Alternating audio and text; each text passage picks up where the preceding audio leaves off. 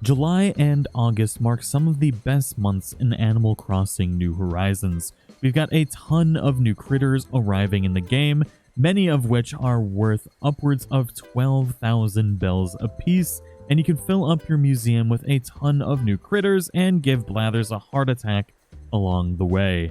But there's a ton of new things coming to the game this month, and in this video I'm going to be showing you how to make tons of money with this and the best methods for catching all of these new critters. Now I do hope you all enjoyed today's episode. The majority of the bugs that I have here on the ground right now range between about 1,000 to 8,000 per bug, and then the ones in my inventory are 8,000 to about 12,000, with some a little bit lower if I accidentally forgot to release them, like this the Miamastaga, the Miamastaga, oh my god, and the Horned Dynastid here. But otherwise, there is a ton of really expensive bugs arriving in Animal Crossing New Horizons for the Northern Hemispheres this month, and I've actually had a lot of fun catching them. This is about a few hours of experimenting with different methods of getting them to spawn, and then once I got an efficient method, we're able to get all of this in about an hour of farming up one island, and it's working really, really good. Now, let's go ahead and go over all of the new bugs that are arriving in Animal Crossing New Horizons, and then we'll get into the best methods for getting them to spawn. So we're going to start this off with the new bugs that have arrived in July that are, in my opinion, the most worthwhile to farm up for the next 2 months to be able to make money. We're going to be going from the least expensive to the most expensive. And we're going to be starting off with the Miamastag, which is at 1,000 bells. It's available all day, and it is going to be on trees. This is unfortunately going to be basically your new sea bass. Next up, we've got the Horned Dynastid, also available on trees from 5 p.m. to 8 a.m. and is worth 1,350 bells. Next up, we've got the Solstag, which is also available all day on trees, but it's worth 2,000. Now we're going to start getting into the good stuff. We're jumping from a bug that was worth 2,000 bells to this lovely freak of nature, the Cyclomatus Stag. This is available on palm trees from 5 p.m. to 8 a.m. and is worth 8,000 bells. Then we've got the Horned Atlas, which is also worth 8,000 bells, available on palm trees and from 5 p.m. to 8 a.m. This big boy right here is the Horned Elephant, also available on palm trees from 5 p.m. to 8 a.m. and is worth, again, 8,000 bells. This little wiggly one right here is the Scarab Beetle. It's available on all trees from 11 p.m. until 8 a.m. and is worth 10,000 bells. Next up, we've got the Giant Stag. Now this big one here shows up surprisingly often, and my inventory is pretty much full of these. This is available on all trees from 11 p.m. to 8 a.m. and is also worth 10,000 bells, and is probably going to be one of the most dominant expensive bugs that you're going to find. Now we're moving on up to the highest tier of bugs that are available in July, the first one of which is the Giraffe Stag. This is going to be available on palm trees from 5 p.m. to 8 a.m. and is worth a whopping 12,000 bells. Next up, we've got the Horned Hercules, which looks pretty darn cool. It's available on palm trees from 5 p.m. to 8 a.m. and is also worth 12,000 bells. So next up, we've got the only bug that I have yet to be able to catch. I've seen it a few times, but I've scared it away each time, because the rarer the bug is, the easier it is to scare, and I didn't realize that when I was first hunting, and I'll show some tricks for this as we go through the video, but that is going to be the Golden Stag. It's available on palm trees from 5 p.m. to 8 a.m. and is worth 12,000 bells. Now these are all the new bugs that I recommend farming up in July and August, but there is another list of bugs that are arriving during these 2 months. I'll put them up on screen right now. There's a total of 10 other bugs that you can catch and give to Blathers and sell if you so desire, although they're really not worth that much. Now, as always, when you're hunting critters or even fishing, there is always a best time to be on the hunt. And for these larger, more expensive beetles, or just beetles in general, your best time frame to be able to hunt these is going to be after 11 p.m. That's what we're doing right now. And the reason for this is because it removes a lot of the other spawns like butterflies that are going to fill up your spawn tables. And if you hunt after 11 p.m., you're going to remove the majority of these annoying spawns and free up all of the spawns that you actually want. Now, you can hunt these all entirely on your island, and if you really wanted to go crazy, you could remove every tree on your island, and you could just plant a bunch of palm trees. This is going to allow you to catch and spawn in the higher value bugs more often, because if you have a high number of regular trees on your islands, chances are you're going to spawn a lot of the lower level bugs instead of the higher level ones, because they're going to spawn more on these normal trees. But every single bug does spawn on palm trees. So if you really wanted to go crazy, you could remove every tree and plant palms and be able to catch bugs easily that way.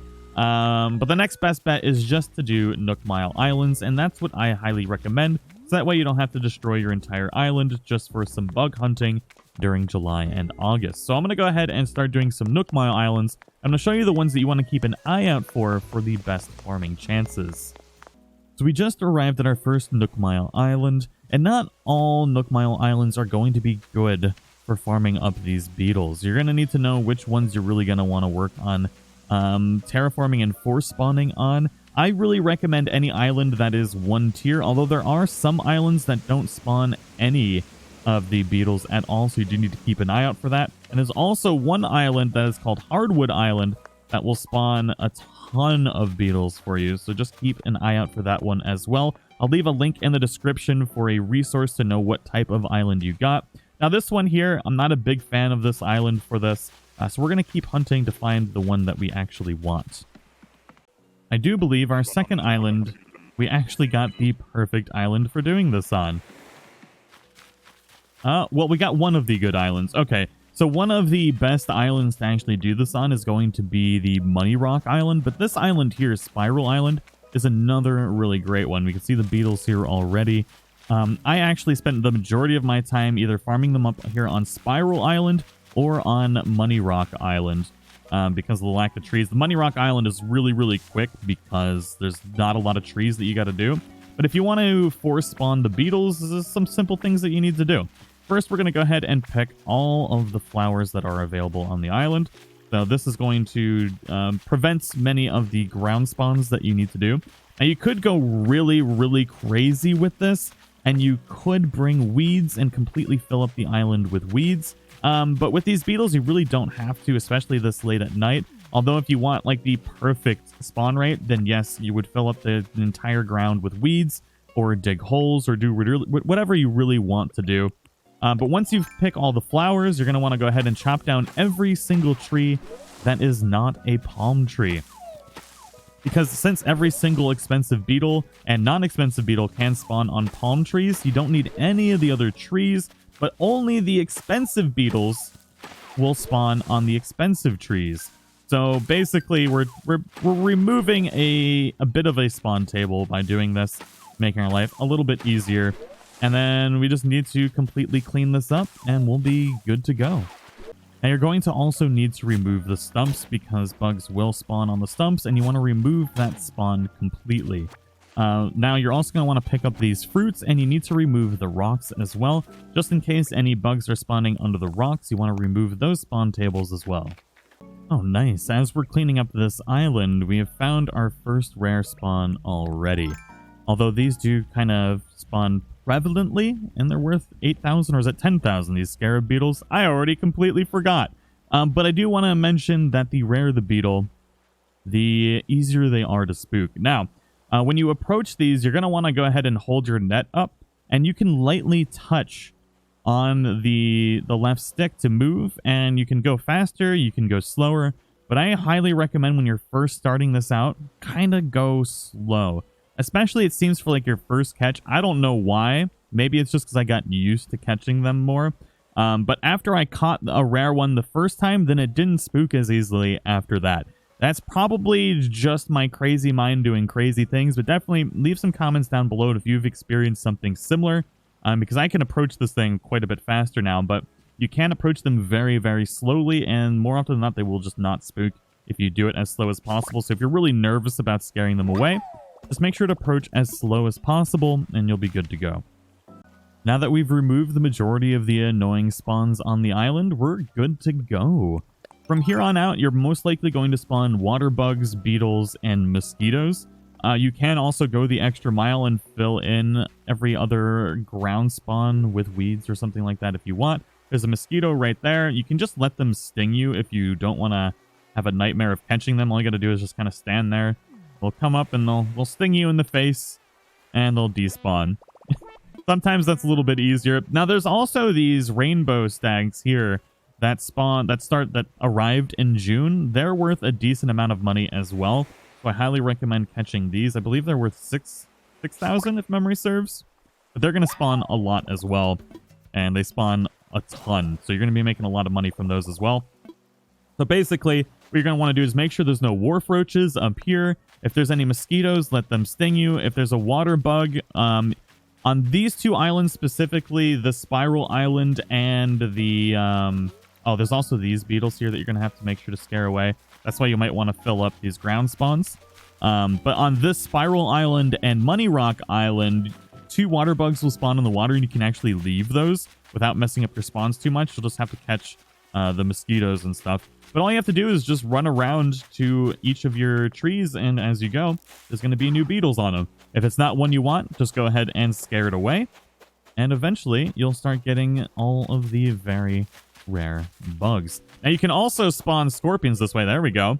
There's a big old bug right there, too. So that's the Horned Hercules, which is worth 10,000, and I don't have a net. But you can see how easy this process is. You can farm this as much as you want. We got another 2,000. Wait, no, that's like 1,350, that bug right there. But they're going to spawn very, very quickly doing this method. It's going to be a lot faster than farming up scorpions, although you will spawn scorpions with this method as well. So it's pretty cool. Now, the final trick of the day is to save your bugs until Flick is in town. And since it's the summer months, Flick is going to be doing his bug off. So you always know what days Flick is going to be in town, and you can sell all of your bugs to Flick after you have completed your first round of the bug off. So once you do the bug off, sell your bugs that are in the cages, you can sell him all of your bugs that you have, and you'll be able to make a ton of money doing this, and you won't have to wonder when Flick is going to arrive, because you already know the date. It's going to be the 4th Saturday of each month, and you can just save up your bugs for these days and make a whole bunch of money at once. Now, we're selling all of our cheaper bugs right now, although we did find a bunch of scorpions while doing this. So let's see how much money we make for our first batch. We've got probably 5 or 6 more trips worth of bugs, just from about 3 hours worth of work. So we got 298,000 bells for our first batch. And the second batch is going to be much higher because we've got significantly more higher value bugs to sell.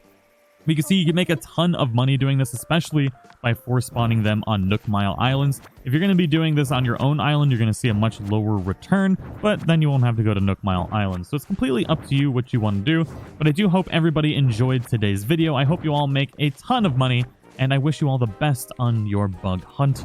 And I'll see you all in the next one.